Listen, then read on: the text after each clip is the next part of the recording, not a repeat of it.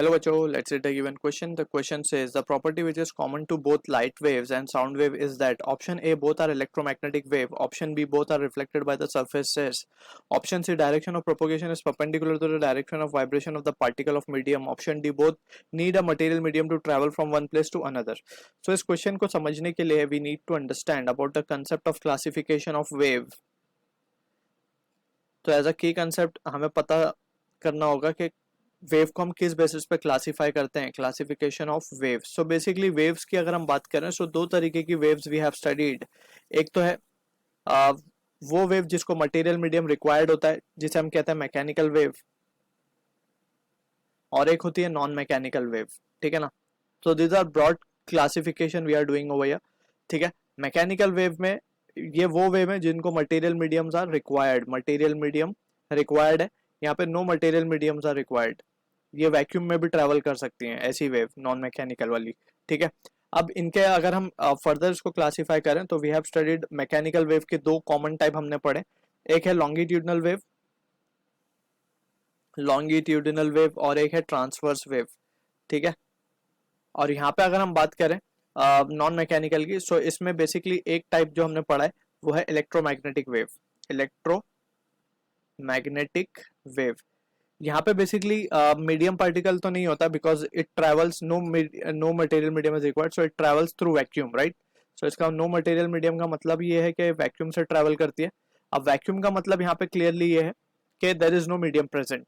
अब यहाँ पे वाइब्रेशन फिर किसका होता है? वाइब्रेशन होता है इलेक्ट्रिक फील्ड और मैग्नेटिक फील्ड का. That we will be studying in higher classes. तो यहाँ पे जस्ट हमें ये याद रखना है कि नॉन मैकेनिकल टाइप की वेव जो होती है वो इलेक्ट्रोमैग्नेटिक वेव. और इलेक्ट्रोमैग्नेटिक वेव का अगर हम एग्जाम्पल लें तो जो लाइट जो होती है, light is nothing but electromagnetic wave. Light wave जो होती है इलेक्ट्रोमैग्नेटिक वेव होती है. अब हम बात करते हैं प्रॉपर जो हमारा क्वेश्चन है उसके बेसिस पे. हमें बोला गया the property which is common to both light wave and sound wave. तो सबसे पहले हमें पता है कि जो लॉन्गिट्यूडनल वेव है वो साउंड वेव जो है वो लॉन्गिट्यूडनल वेव होती है, और जो लाइट वेव होती है वो ट्रांसवर्स नेचर की होती है. ठीक है ना. Although it is electromagnetic wave. Transverse का एक्चुअली में क्या मीनिंग है? ट्रांसवर्स में मीडियम पार्टिकल वाइब्रेट करते हैं to the direction perpendicular to direction of propagation of wave. अगर वेव लेट सपोज इस तरीके से ट्रेवल कर रही है तो मीडियम पार्टिकल कुछ परपेंडिकुलर टू इट वाइब्रेट करते हैं. यह है transverse wave. Transverse wave. Longitudinal की बात करें तो हम इस तरीके से वेव आती है वो,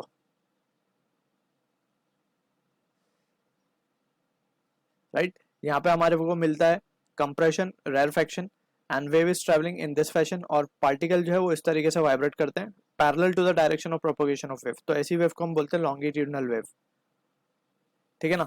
तो sound wave is nothing but longitudinal wave.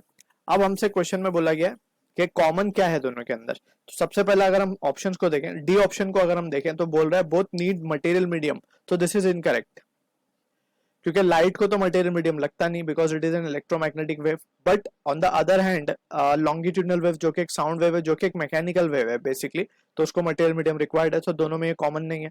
Option C की अगर हम बात करें तो इसको भी डिस्कार्ड किया जा सकता है बिकॉज उसमें बोला गया direction of propagation is perpendicular. अब दोनों में परपेंडिकुलर नहीं है, इसमें परपेंडिकुलर है.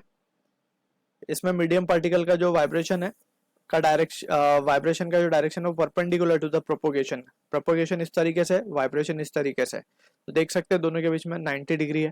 ठीक है. Whereas on the other hand sound wave में ये पैरेलल ही है.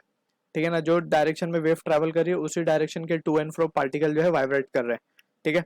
तो ये भी ऑप्शन डिस्कार्ड किया जा सकता है.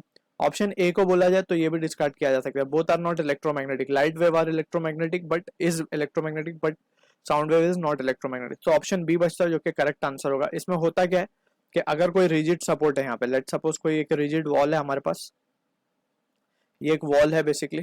ठीक है. और यहाँ पे लेट सपोज हम मान लेते हैं कि एक ट्रांसवर्स वेव ट्रेवल कर रही है इस तरीके से. इस तरीके से एक ट्रांसवर्स वेव आ रही है. जब ये टकराएगी इससे तो टकराने पे क्या होगा? लेट सपोज इसका क्रेस्ट यहाँ पे आके टकराएगा, या फिर मान लेते हैं कि हम इसका ऊपर वाला जो पोर्शन है जिसको हम बोलते हैं क्रेस्ट, जैसे हमने यहाँ पे कंप्रेशन रेरफेक्शन लिखा वैसे ही इसको ऊपर वाले को बोलते हैं हम क्रेस्ट, नीचे वाले को हम बोलते हैं ट्रो.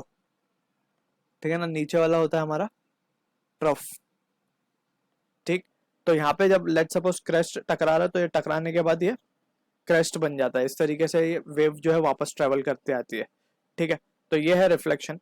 अब वैसे ही यहाँ पे अगर हम बात करें, यहाँ पे अगर कंप्रेशन टकराएगा लॉन्गिट्यूडनल वेव के केस में, अगर कंप्रेशन टकराएगा तो यहाँ पे वापस जब जाएगा तो ये रेयरफेक्शन बनता हुआ जाएगा इस तरीके से, ठीक है ना। ये कंप्रेशन था और ये रेयरफेक्शन बन गया,